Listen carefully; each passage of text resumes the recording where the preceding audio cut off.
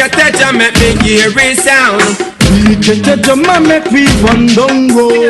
Get that jam, make me hear it sound. Shake it and barina, make it verbal frown. Greetings.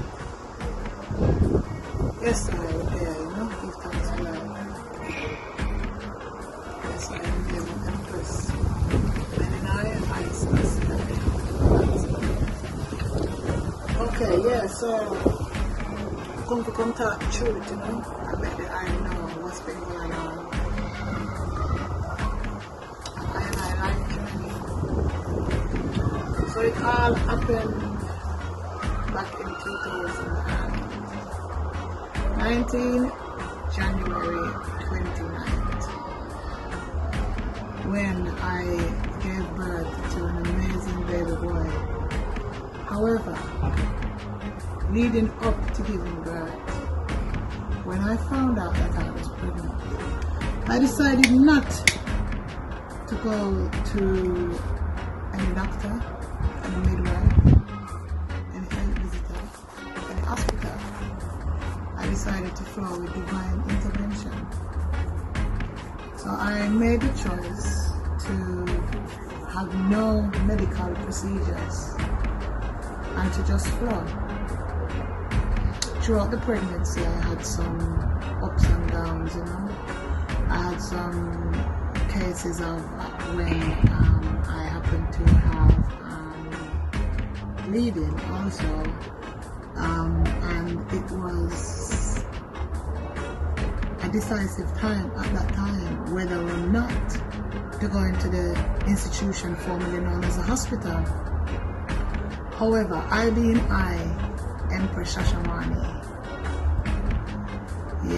I decided not to, you know, I said trust self, where I and I gut feeling, you know.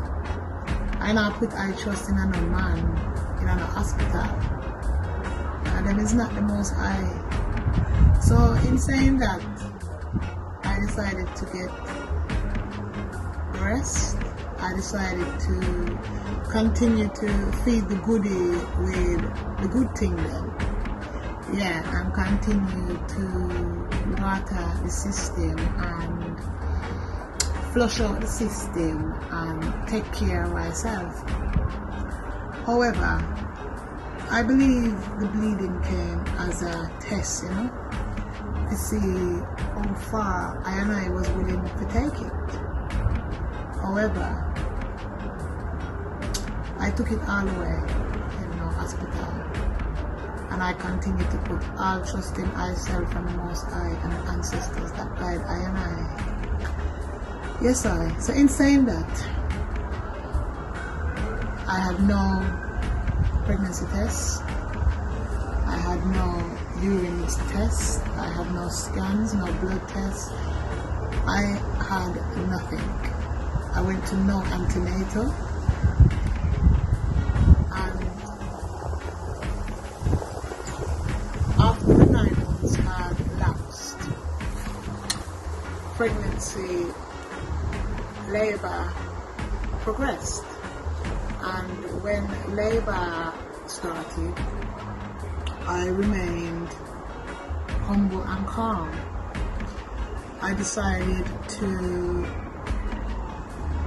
work with the power of breath, and in doing that, I began to ease my own contractions and control my own pain by using breathing techniques in order to do this. So on the 29th of January, I went into labor. The labor went considerably well. Baby was born, everything fully intact, and no cord or placenta was cut away. I decided to have what you call a lotus birth, where the placenta stays connected to baby and detaches itself in a natural way without it being cut immediately after delivery. In saying that, when I gave birth to baby, about 20, to be precise, 18 minutes after is when I birthed the placenta. So he immediately cried, and it was a joy, you know. And all of my children around I, and they helped I with the whole encounterment, and it was an experience for them that they also felt very highly honored in order to be a part of, seeing the delivery of their younger brother by the name of King Amari. Yeah. So I called nobody. I called no midwife, no doctor, no hospital, no paramedic, nobody. I decided to start to bond with my child, skin to skin, and immediately he was ready to suckle and take breast, which is what I did. I allowed him to latch on and feed him for breast. In saying that, once baby was settled and cleaned up and sorted out, I decided then to have a shower. And then I just started to live and build with my baby and my rest of my children then. Yes, it was a joy, you know. So I was living for exactly 2 weeks before my children and I was home one evening. And it was around, I'd say, 8 in the evening when I hear a knock at the door. So when I decided to go to the door, I look through the spy hall and I see 7, not 1 or 2, but 7 white police officers at my door, a carrel me yard. So me I say, what is family now? And what them want? I must have the wrong address, cause after me I'm a criminal. So I said to them, can I help you, officer? Them say, yes. We're here for the well-being of a child. I say, well-being of a child? He said, you've lost me. Can you explain to me the nature of your visit? They go on to say they're here because they hear say a woman has had or given birth to a baby in this address that has not received any medical intervention, and they believe that this baby needs medical assistance. I said, well, have I broken any law? I said, am I under arrest? The answer to the both questions was no.